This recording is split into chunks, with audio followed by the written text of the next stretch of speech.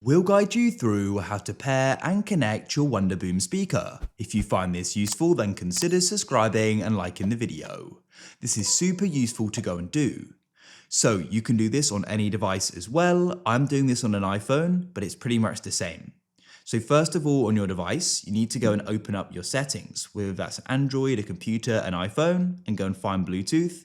On an Android, you need to go into connections, then Bluetooth, make sure it's turned on. Then what you need to do is come onto your Wonderboom speaker, make sure it's powered on by pressing the power button.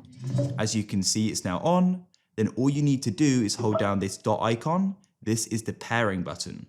So all you need to do is hold it down until you hear the pairing sound. Release. Now you can come onto your device and you should go and see Wonderboom. Go and click on it.